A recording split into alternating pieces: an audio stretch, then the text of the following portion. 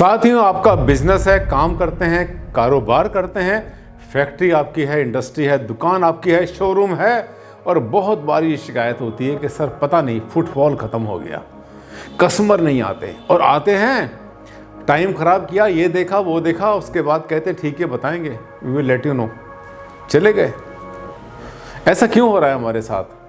होता क्या है कि आप ना कुछ ऐसे वास्तु दोष अपने आप पैदा कर लेते हैं अपनी दुकान में या शोरूम में कि जिसकी वजह से आपको प्रॉब्लम आती है। वो कौन कौन से फैक्टर होते हैं वास्तु के जो आपके कस्टमर को भगा देते हैं, आपको बिजनेस नहीं देते और वो कस्टमर, आपका कस्टमर कहीं और चला जाता है, किसी और के पास, पड़ोसी से जाके सामान ले लेता है, आपसे नहीं लेता, जबकि आप उसको बहुत अच्छा सामान देना चाहते हैं पड़ोसी के मुकाबले में। जानना चाहेंगे ऐसा क्यों होता है? वास्तु शास्त्र के हिसाब से इस वीडियो पर चलेंगे आखिर तक। डॉक्टर आनंद भारद्वाज, वास्तु शास्त्र के एनसाइक्लोपीडिया। नमस्कार साथियों, बहुत बहुत हार्दिक अभिनंदन, हार्दिक स्वागत आप सबका आपके चैनल पर। आज हम एक बहुत सेंसिटिव पहलू को ले रहे हैं। हुआ क्या था कि मैं गया था नोएडा में, दिल्ली एनसीआर के पास एक बहुत बड़ा शहर, और वहाँ पर गाड़ियों के, कारों के बहुत सारे शोरूम। इससे पहले भी बहुत बार ये हमारे पास फ़ोन आते रहते हैं, व्हाट्सएप आते हैं हमारे पास कि सर दुकान मेरी ठप हो गई, चलती चलती दुकान 1 साल चली बस, उसके बाद 3 साल से 4 साल से बैठा हुआ मक्खियाँ मार रहा हूँ मैं, मेरे पास कोई काम नहीं है सर, बढ़िया से बढ़िया माल, बढ़िया से बढ़िया सर्विस, मेरा व्यवहार बहुत अच्छा, उसके बाद भी कस्टमर मेरे पास क्यों नहीं आते? चले आते मेरे कंपटीटर के पास, 3 किलोमीटर दूर से जाके सामान ले आते हैं, अपने घर के पास में बैठा हुआ उन्हीं के सेक्टर में बैठा हूँ, उनकी कॉलोनी में बैठा हुआ हूँ, मेरे पास क्यों नहीं आते? आइए मैं बताता हूँ क्यों नहीं आते। ये देखिए आज का टॉपिक, बिजनेसमैन व दुकानदारों के लिए गोल्डन रूल्स ऑफ वास्तु। ये कुछ ऐसे गोल्डन रूल होते हैं जिनका आपके लिए जानना समझना जरूरी है, क्योंकि उसी के पीछे छिपा हुआ है आपका कामयाबी का राज। ये लेकर चलते हैं, बात शुरू करेंगे हम दुकान से और उसके बाद आपको लेकर चलेंगे एक बहुत बड़े गाड़ियों के शोरूम के पास। ये देखिए, ये कुछ पॉइंटर को नोट कर लेना, अपने दिल में बसा लेना, डायरी में नोट कर लेना, और अगर काम कारोबार करते हैं तो ये आपसे गलती ना हो। थोड़ी सी प्रैक्टिस करनी है, कुछ दिन के बाद आपको आदत पड़ जाएगी। ये सब ध्यान देने की। पहली बात, ये 5 पॉइंट है, 5 सूत्री बोलते हैं इसको, 5 सूत्री आपकी गाइडेंस है। पहला पॉइंट है, कस्टमर को कभी घड़ी ना दिखाएं। दीवार पर जो घड़ी लगाते हैं वो कस्टमर की पीठ के पीछे हो। आप दुकानदार हैं, सामने कस्टमर बैठा हुआ है, अगर घड़ी यहाँ लगी हुई हो तो कस्टमर आपके पास बैठेगा नहीं, जल्दी उठ के चला जाएगा। क्यों? उनको याद आ जाएगा, अरे ये टाइम हो गया, ओहो वहाँ जाना था, अरे उसका मिलने वाला था, उसका फ़ोन था, उसका आना था, ये था वो था, उसको 20 बातें याद आ जाएंगे बैठे बैठे।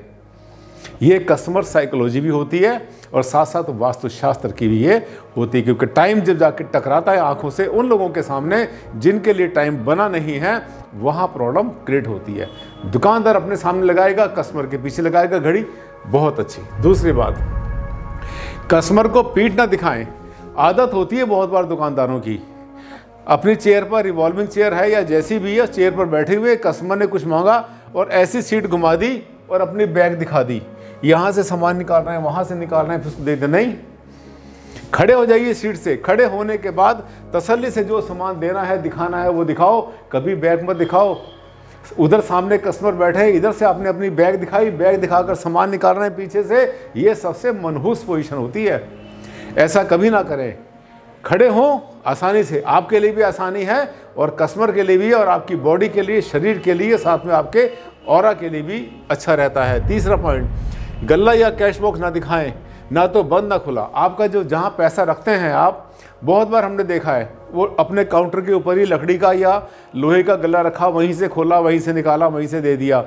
या कभी कभी वास्तु के चक्कर में क्या करते हैं, किसी ने आके कह दिया कि लाला जी आप जो है नॉर्थ फेसिंग बैठना और गल्ला साउथ में लगाना, पीछे गल्ला है, ऐसे खोला, पैसे भी दिख रहे हैं, सामान भी दिख रहा है।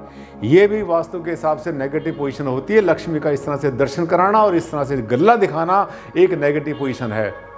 आप जो दराज आपके सामने, उस दराज में पैसा रखो, जो भी आपकी डीलिंग का आता है वो किसी को दिखना नहीं चाहिए। जब पैसा इकट्ठा हो जाता है उसके बाद जो आपने दराज या आपने अपनी सेफ बना रखी है, पीछे साउथ में है, वेस्ट में है, जब कस्टमर ना हो उस समय पर अगर बड़ा अमाउंट आपके पास आता है तो वहाँ पे रख सकते हैं। कस्टमर के सामने गल्ला ना खोले।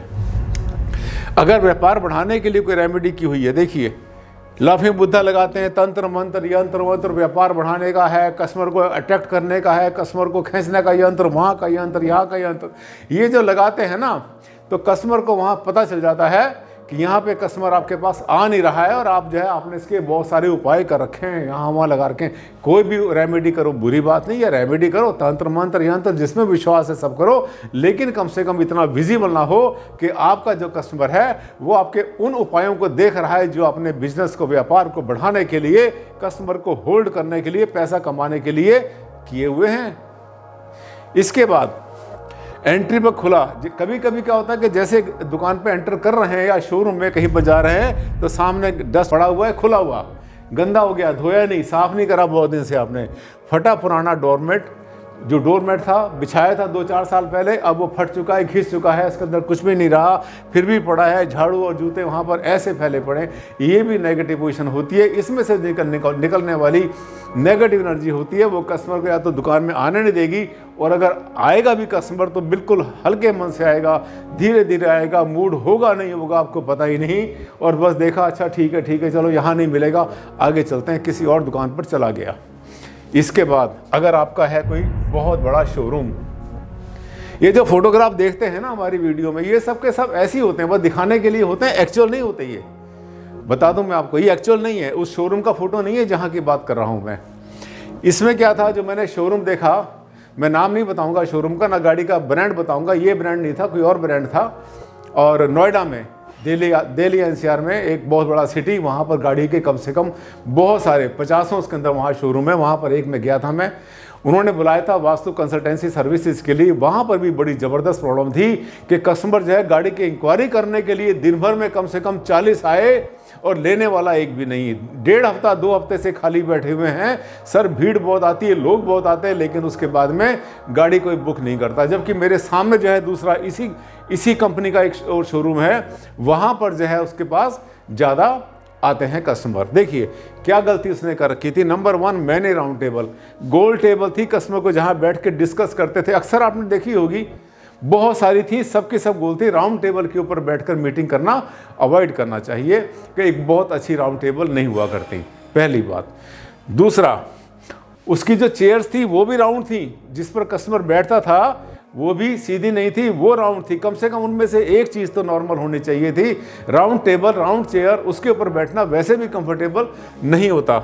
दूसरा क्या, विजिबल क्लॉक्स, जगह जगह उन्होंने बड़ी सुंदर घड़ियाँ, कोई जिसमें गरारी घूम रही है वो लगी हुई थी, एक बड़ी पेंडलम वाली घड़ी लगी हुई थी, और एक ऐसी घड़ी लगी थी। जगह जगह पे अगर आप जो है दीवारों के ऊपर घड़ियाँ लगाते हैं, घड़ियाँ लगाइए अपने लिए, लगाइए अपने एम्प्लॉइज़ के लिए, मालिक के लिए, वहाँ के कर्मचारियों के लिए घड़ी लगाइए, जिनको देखना है लंच टाइम कब है, लेट आए या जल्दी आए हैं। लेकिन कस्टमर को घड़ी दिखाना वहाँ पर भी उनको भारी पड़ रहा था।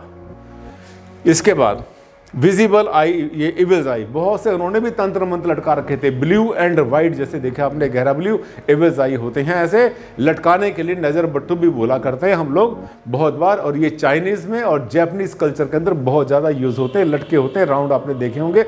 वो इतने लटका रखे थे, जगह जगह लटका रखे थे। अरे भाई, बिजनेस बढ़ाना तो बढ़ाओ, लेकिन कम से कम ये चीज़ें दिखाओ तो ना किसी को।